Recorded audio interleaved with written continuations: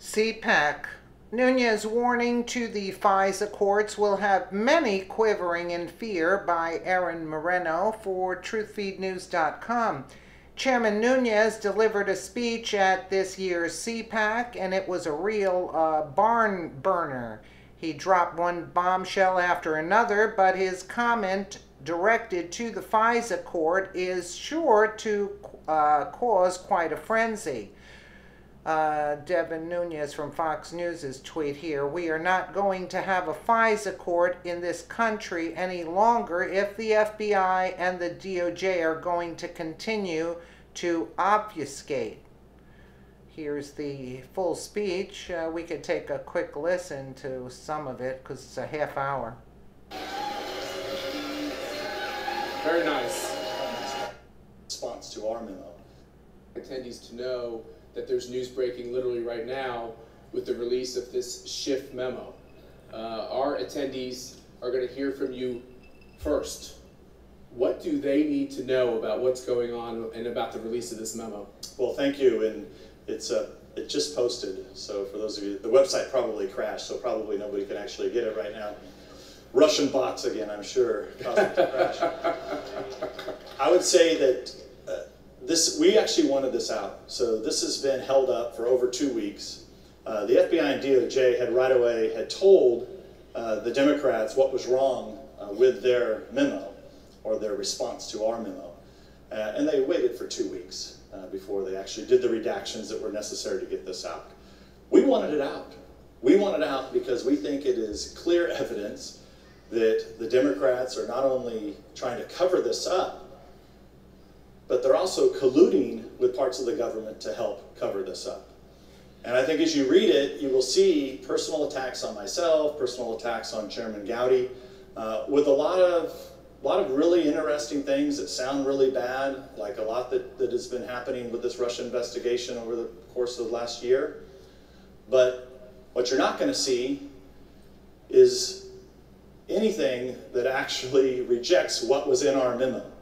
And what was the point of our memo?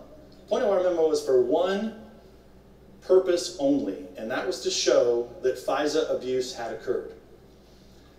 And to have a secret court that gets abused like this is totally unacceptable, and it falls on the job of the legislative branch who created all of this to provide oversight to make sure when we see problems that we let the American people know and all of our congressional colleagues know. So what you basically will read in the Democratic memo is they are advocating that it's okay for the FBI and DOJ to use political dirt paid for by one campaign and use it against the other campaign. And I don't care who you are, a Republican, a Democrat, or an independent, in the United States of America, that is unacceptable. So, you got two issues there. Let's unpack this a little bit. You got the fact that, as you call it, FISA abuse. The abuse of this sacred trust we put in our government to actually have the power to look in the most intimate areas of our life. You have abuse of that, number one. And then you have this question, it's a bold charge of a cover-up. Covering up the fact that that ever happened, or explaining it in a way that doesn't really give clarity to the American people. Well, let me give Is that fair? Let me give you an example of cover-up. So one of the things in the Democratic memo that they're all hot to talk about is that in a footnote before the FISA court, they had put in a very convoluted, complicated answer for something that was, and it's buried at the end, okay, of the application, about that this was politically motivated. And you guys will all be able to read it shortly. However, wouldn't it have been a lot easier just to say, hey, Mr. Judge, we want to let you know that the Hillary Clinton campaign and the Democratic Party paid a lawyer who hired a firm, who hired a foreign agent to go to the Russians and get dirt on Mr. Trump. It would have been a lot easier just to say that. And we are not going to have a FISA court in this country any longer if the FBI and DOJ are going to continue to obfuscate like that. Well, I can speak from some experience here after 9/11. some of these extra steps were taken to give the federal government greater powers and leeway to fight terrorism, to fight our enemies. And we were all told, when people said, well, what if anybody ever misused this? What if somebody used it for their own personal gains? And I remember the answers, even in the corridors of the previous Republican administration, which is there'll be so many safeguards that no one could ever use it in a way that would be separate from our national security. Do we just not have these safeguards? Well, let's make one thing clear. This is our ability to track down terrorists and bring them to justice is critically important, and so is this court. Yeah. So is this court. What I believe happened, if we can get we're conducting an investigation. Ultimately, there's going to have to be an investigation done by somebody over DOJ and FBI who can look at it all. And in that investigation, they're going to have to determine whether or not there was abuse or not, whether or not the law needs to be changed, and also holding people accountable that did this abuse.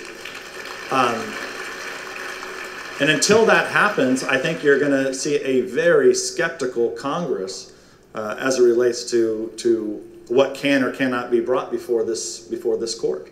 The one question I think a lot of us have, because you have been, as I said, courageous, you have stepped up. Now, it's partly due because of this really important role you have to be the chair of the House Intelligence Committee. This is one of the most important jobs in Congress. Usually it doesn't get a lot of press. Usually it doesn't get a lot of attention.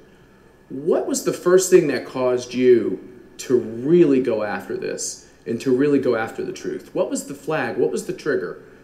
Well, there were a lot of flags. I will say the first flag is, well, let me back up just a few minutes on this. Because that was like a year ago, over a year ago. Well, let me tell you what on the House Intelligence Committee we prefer to stay out of the press. At least the Republicans do. We would prefer to just be down in the basement, helping out the intelligence agencies, only making appearances when there is an issue of national emergency where we need to go out and talk about whatever it is the American people and the Congress need to know. That was traditionally how we did our work. So let's talk about Russia. So in 2013 and 14 and 15, the Republicans had been warning the Obama administration that Russia was a problem and Putin was a problem. And not only that, this was an administration who, a lot of people are talking about what is this administration, the current Trump administration, doing against the Russian threat. Well, let's talk about what the Obama administration did with their reset policy that actually created and emboldened Putin to be in a position to be such a threat. Very key, very key. So just a few facts that people forget. One, we hit a reset button with Hillary Clinton. Then we said that we were going to pivot to Asia because we were going to be friends with the Russians. We went through a whole European infrastructure consolidation process of our military installations across Europe.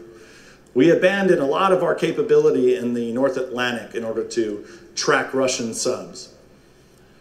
We actually had the President of the United States who said on a hot mic to the Prime Minister of Russia at the time, didn't know the mic was hot, and said, hey, just tell Vladimir that I have to wait till after the election. Yeah. That was the President Obama who said that. Correct. At the same time, Mitt Romney in 2012 said that Russia was a grave threat, and President Obama had that great line. It was really funny at the time. All the media laughed about it, made fun of Romney, that the 80s wanted their foreign policy back, something like that. Everybody laughed.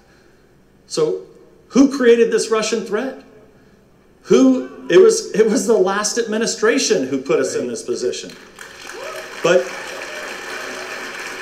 here's the kicker to all of this. It culminated finally with great frustration on my part, where in April of 2016, just months before the election, I came out and said on national television that the biggest intelligence failure since 9/11 was our failure to understand Putin's plans and intentions. This was in April of 2016. And then all of a sudden, so now fast forwarding, what were the signs that there could be a problem? Was by late summer, when I had people in the administration coming to me and saying, well, we could have a problem with the Russians. Oh, thank you. We've been saying that now for 4 years. Glad you guys finally figured it out.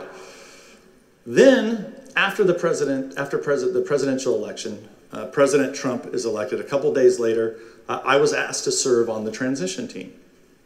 It was at that point where I began getting accused by all sorts of mediums and platforms that I was some sort of secret Russian agent. And now, if you would have told me of anybody in the Congress that's going to get accused of being a Russian agent, I would have been down towards the bottom of the list after you listed all of the Democrats in Congress. Mm-hmm. Yeah.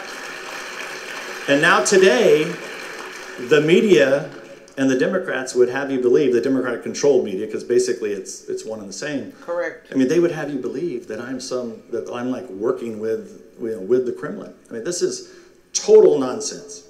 So I said, look, we'll conduct an investigation. If we see collusion, I've seen no evidence of collusion. We've still seen no evidence of collusion. I was targeted. We've seen no evidence of Republicans colluding. That's correct. Is that fair? Yeah, that's very fair. So all of this that's happened over the course of the last year and a half, it really is quite something to be a part of, to be in the center of. And I will tell you that the American people deserve to know the truth, and the House Intelligence Committee will continue to plod through our work with or without the support of the media, and we'll get the facts. Notice that he didn't want to bring up the uranium deal, the 20% of the uranium deal that was sold to the Russians through Obama and Hillary and Mueller involved. You see what I'm saying? It's just mind-boggling. So, again, I just want to say, you see how the Republicans play fair and the Democrats play dirty? That's one of our faults, actually, because had it been the other way around, that would have been the first thing being mentioned. You see? Good.